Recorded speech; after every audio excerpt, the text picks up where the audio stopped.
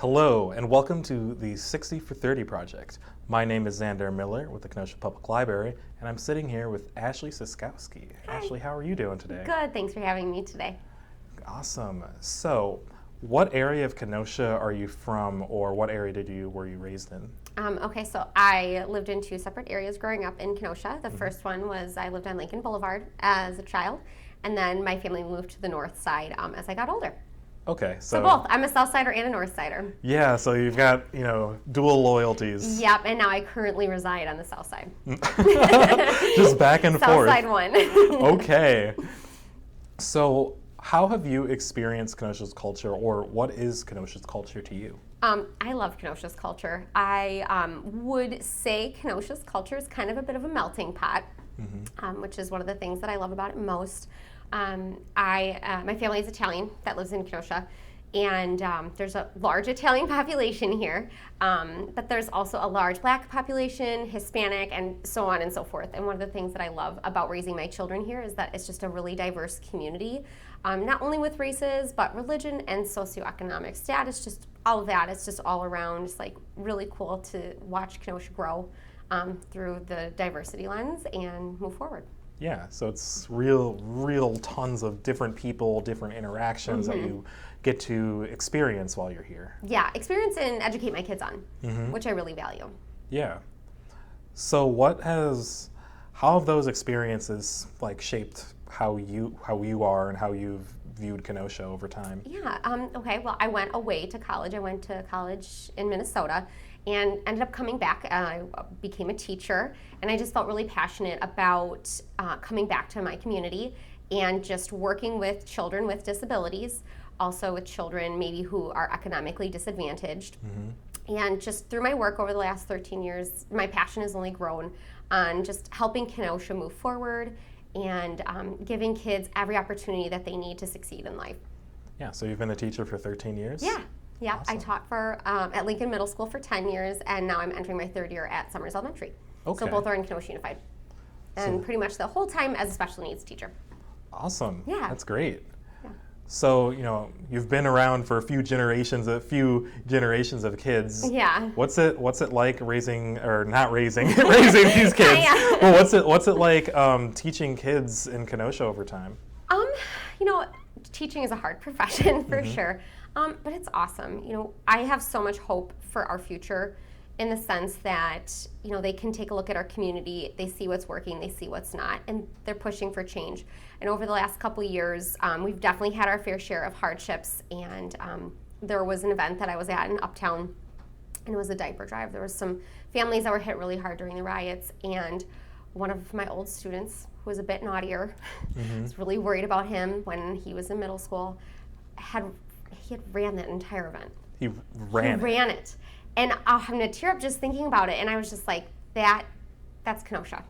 It's a kid that I was just so worried about, what's he going to do with his life? And, fast forward years later in a time of crisis, he's running an event for, mothers and for kids in the community that were hurt. And it was just really amazing, and it was just one of those moments as a teacher where you're like, yes, what we say is being heard. So it was really amazing. I have many other examples like that, but that's definitely probably one of my favorite memories that I have. Yeah, I can imagine. It's just that feeling of, I was worried, they were in my class, and now look what they've gone. That's awesome. Yeah, it was pretty amazing. So how have you seen things change in Kenosha, whether from, over time as you've taught, or you were, raised here, then you went away and came back? How have things changed over time? I definitely think it's become more diverse, and I don't think that's a negative thing. I think that's a really positive thing. I do think this is a really tough question. I think the needs have grown. I think there's a lot more work that needs to be done servicing our children that are socioeconomically disadvantaged. I do think that there are a lot of groups out there doing a lot of work, but I think we still have a long way to go. Yeah. So what work would you like to see? Oh man. Part of my job is kind of reaching out for people during the holidays, during times of need. All right, this family needs diapers, this family is down on their luck and, needs help with grocery money, that sort of thing. I know I work really closely with Artist Mahone, with the Mahone Foundation. I love the work that they do. I love the work that Brandon Morris does as well in the community. And just, I want to see more people doing more things with what they have, utilizing the resources that we do have, asking for things. What's the worst someone can say is no. But just kind of like taking a look at our community as a whole and seeing more people give back than just the same people always giving back. Yeah. Would be like my ultimate goal. You like want to see more voices just out there doing, either doing more or just saying more. Is that what you're aiming for? Absolutely. Okay.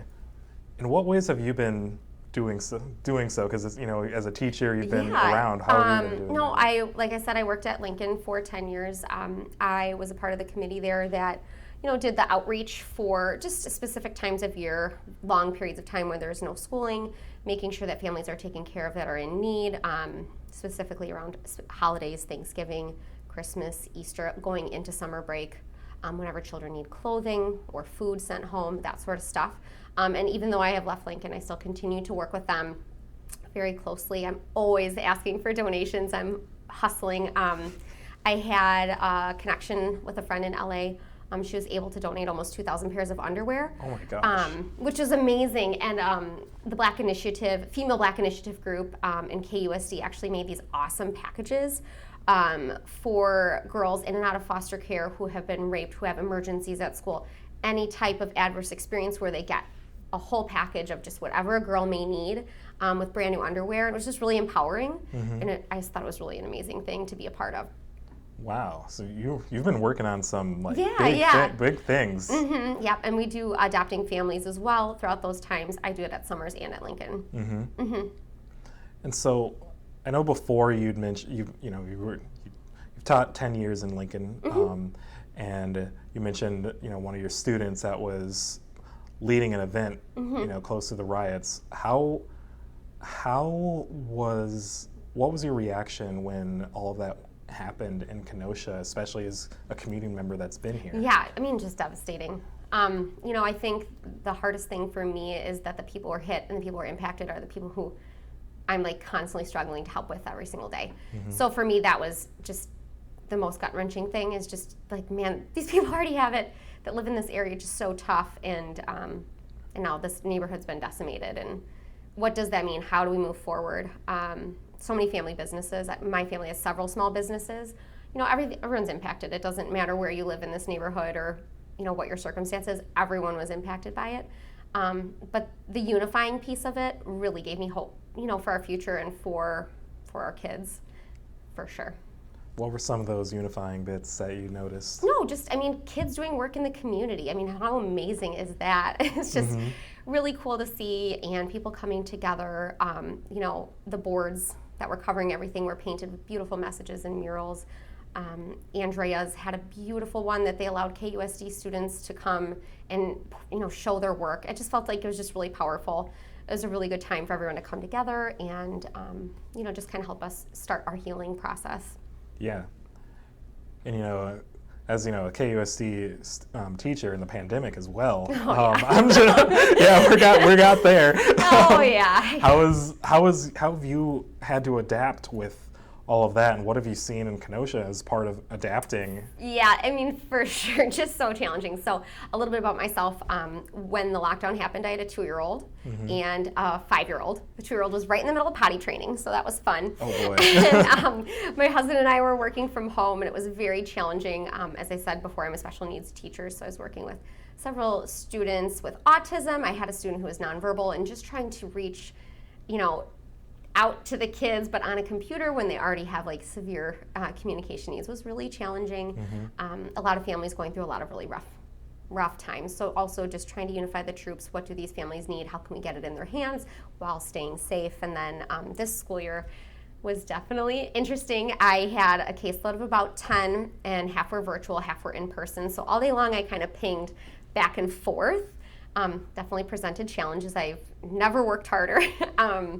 And I learned a lot of just mostly technology skills, but also just how to be more, I don't want to say entertaining, but enthusiastic on technology, because it can be kind of boring. So just trying to spice it up and, do fun things with the kids to keep them engaged. I had one student, he always had iced teas and like these cool cups. So we did a cheers every day to like start our lesson. Like right up to the camera? Literally like right up to the camera, we go clink and then do, so just little things like that, just trying to keep kids engaged. But also it's been a really scary time for everyone, especially kids, and kids just are so resilient. So just trying to put a smile on their face every day and make sure they show up and they're there and happy and they have what they need to learn. I can imagine bouncing back when, you said you had 5 and 5 in virtual and in person too. Yeah. Just the personality bouncing back and how you manage that. Yeah, it was entertaining. And now that we've done this we had a full year of all of that challenge with just how schools was run. What did you see by the end of it, from the beginning of it, both as, I guess, as a teacher, and then you said you had a 2-year-old and a 5-year-old. Yeah. How was having your kids impacted? It's been very stressful. I think we're all stronger for it. I think we are adaptable. We're more adaptable people now. So I think that is a positive that came out of it. I think kids have realized that they're stronger than what they thought they were. They're, really empowered by like, all right, going virtual, all right, let's do this. Oh, there's a shutdown, okay. It's a lot harder for adults to acclimate to change than kids. So, I think, overall we did a good job. I don't think we could have done it any better. I know every teacher that I worked with, just countless hours, and the kids too. I mean, everyone has just put in a ton of effort, but I'm very glad that I won't be virtual next year. Yeah, you get to go back to the in-person route and see how that. Oh yeah, it's so much more enjoyable. I just feel like it's so much more impactful just to, be right by kids and just see what's going on, and it's way easier to formulate a relationship that way. Obviously. So how was your family impacted then in the whole? Oh yeah, really impacted. I mean, 2 little kids, so it was really hard to not have them be running around everywhere. I bought a bounce house, and I moved all the furniture out of my living room, and I put up in there like every day, just so they could get their energy out. And I'm really lucky I live by the lake, so we're avid walkers now. As a result, we're outside every day, rain or shine, no matter how cold. So that definitely is something that's changed with our family dynamic. We're more outdoorsy. So there are definitely some things that positively changed. And then schooling is really good. My daughter, Genevieve, goes to St. Joe's, and they did a phenomenal job with virtual learning, especially she was in kindergarten. So working on her letters and sight words and stuff, it's really hard. And then, like I said, my 2-year-old, she went to Christian Life, and it just kind of halted at that point for her. So we kind of had to pick up where they left off. So, yeah. And then working simultaneously was definitely challenging. So kind of like the kids in your classroom, just at home with your kids and your family, they're also adapting to changes and making changes that worked. Yeah, for sure. So what things are you looking forward to for the Kenosha community, or for your life here over the next year, especially, you're going to be teaching in person. Yeah. What are you looking forward to? Oh man, just being with people, being in the community, being out. We go to the markets pretty much every weekend on Saturday, the Kenosha Market, and then the public market.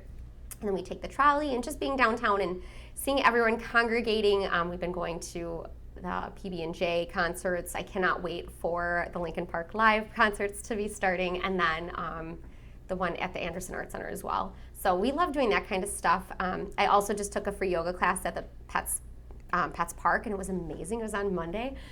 So just really trying to be more social within the community instead of our own little unit. I felt like we were kind of in our pod for so long. So I bring like I said before, I bring my kids to the library like twice a week, just to get them out there and socialize. This has been really amazing to just not only be by people, but I think you have like a new found like love and respect for people in your community, and you're just like, oh my gosh, it's so good to be back at it.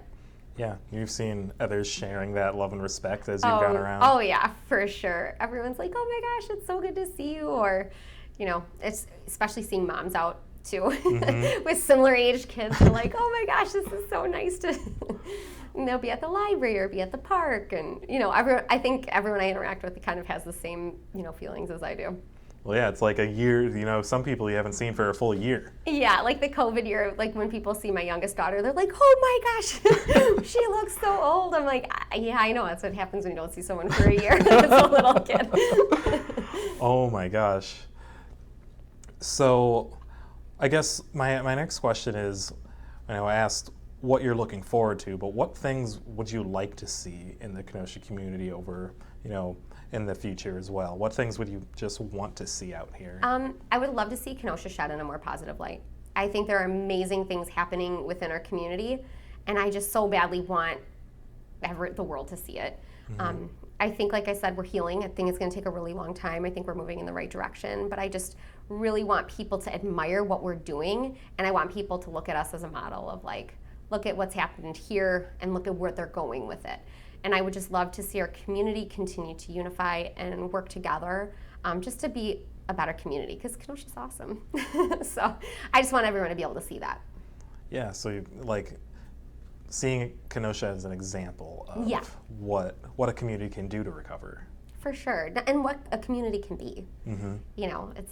It's totally up to us, and the possibilities are endless. There's so many amazing things happening, in the downtown and hopefully the uptown soon with rebuilding, and just kind of like where we're headed, and also just the outlook on people within the community and how they're moving forward and what they're doing to help our community to make it a better place, whether it's through different organizations, Boys and Girls Club, Little League. I mean, there's just so many opportunities in Kenosha for us to continue on this path. I hope we continue on this trajectory.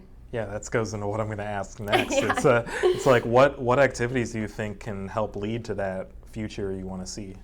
I think it's all about the kids. I love the library events that you guys have been doing in the park and just within the community, the take-home baskets we've been doing too, which are just so fun. But I think like as we get a control over the pandemic and versus it controlling us, I would just love to see more community events, whether it's at Lincoln Park or through the library system, through Kenosha Unified or some of the sports organizations. I think just any opportunity for kids to have a safe space to interact in a positive way, like the more the better. But then also on the adults, I think the adults love the concerts and doing that sort of stuff as well. The church festivals are amazing. That's one of my favorite things about Kenosha. And then, the downtown and uptown. Obviously supporting the local and small businesses is a huge passion of mine. So just making sure that we're heading in that direction and we continue just, rebuilding and going forward with all of those things, I think is what we need to do. Okay, so you want to see people go to those events, but also maybe have some more. Just give more options. Yeah, for sure. Okay, so, if there's something that you would like the Kenosha community to know, or Kenosha would like to say to Kenosha leaders, or even if there's something we've just missed, through our conversation, what would that be? Oh man, give me a second. I'm sorry. It's okay. I would really love some upkeep on some of the public spaces of the parks specifically. Like I said, we go to the park all the time.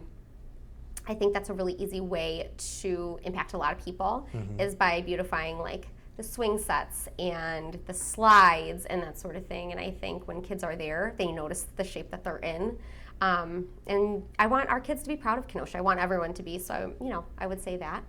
And just to help us continue to celebrate our diversity, whether it's through festivals or food markets or small businesses, just kind of giving people the opportunity to show all the amazing things that they're doing. Yeah, so upkeep of what's already here, making it look shiny. Yeah. And then, what was that last part? Just giving people the opportunity to show all the amazing things that they're doing. Yeah, so more diverse showings, more stuff like that. It seems. Yeah, more more things towards our small businesses. That's one of my favorite things about Kenosha is just the amount of small businesses that are family owned, and I love supporting them. Like I said, my family has several, and I think that's something that's so unique that if you go to other places, it might be more chains or big box stores, and I love that you have the opportunity to go to like a Chia Pet of shoes, and you know them, and they work so hard, and getting a pair of shoes there just makes such a difference. Or cell phone store, my uncle has a mobile one.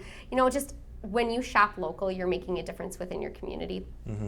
So just I would continue or hope that they continue to push shopping local as well, because that money definitely goes right back into the community. Yeah, because I've been going through uptown, downtown, like, oh, what's here? There's always something new, isn't there? Yeah, for sure. So what else would you like to say? So like I had mentioned before, I come from a very large Italian family in town. And before the pandemic and just growing up, When I was younger, it started with lunch at my grandmother's, at my great-grandmother's house after church. And like I said, really large family. My great-grandmother had 4 children. My grandma had 6. My Aunt Carol had 9. My Uncle Paul had 10. And then my Uncle John had 3. So we would all powwow, including their children's children. And she would make soup, polenta, ravioli. And then as we got older and she passed away, it kind of went to the next generation and the families kind of potted off, but we still got together at my grandma's house a lot. She has a pool too. So big family dinners, 25, 30, 35 people, just really loud, large Italian meals. Everyone's got an opinion and sitting around the different tables and kids running around eating in shifts because no one can fit in the kitchen. And, you know, once the pandemic started, it really rocked our family, you know, because you're just used to kind of being in everyone's business and being there, and a lot of meals, a lot of sporting events together. So you kind of see people, you know, multiple times a week. And I think that's one of the really cool things about Kenosha is, like, you know, I see my aunt like 3 or 4 times a week, you know, and my grandmother, I mean, she called me on the way here. So I'm going to a play with her at Armitage tonight. So just being with my family all the time, I just was very normal. And when the pandemic started, it really halted. I mean, they were traditions. I just knew it as a way of life. Like, it really just stopped. And then I was in my little family of 4 versus like my larger family of like 40. And the meals stopped. And then we started doing drop-offs where people would take turns making Italian dishes and we would drop it on their front doorsteps and that sort of thing. But it was definitely a really isolating time, especially for, you know, the older generation. So just trying to keep them engaged, taken care of, and loved. We would go play at my grandma's. I would bring her, make her coffee and a pastry in the morning, and we'd play in her backyard, and we'd slide her window open, and we'd chat. So I would do that a couple times a week. And so the summer's been amazing because we've been starting to reintroduce our, now that everyone's vaccinated, like all those family things. And I mean, my Uncle Brian made pizza. There was probably 40 of us last night for his son's 16th birthday. So just homemade pizzas and, you know, so just different things. So it's really nice. And, you know, now that we're kind of on the other side of it, it's just like you don't really realize all these traditions that are in Kenosha or that you just grew up with because you just don't know any better and really are unique to our area. I know when I went to college and I would say, oh yeah, we did this, or I was at my grandma's house, or my aunt fed me this, and they're like, well, you see all those people all the time? I'm like, yeah, that's just how it is here. And a lot of my friends growing up had very similar experiences, and I think it's just something really cool in Kenosha. So the pandemic, when that started, was really hard to all of a sudden stop those things. So it's really amazing that now, as things are, you know, getting a little bit better, that they're starting up again. Yeah, Kenosha is not necessarily like a small town. It's to have all the family and all these traditions with it. So losing that during the pandemic and adapting, that sounds like an incredible experience to continue. Oh yeah, for sure. I mean, I probably live within 8 blocks of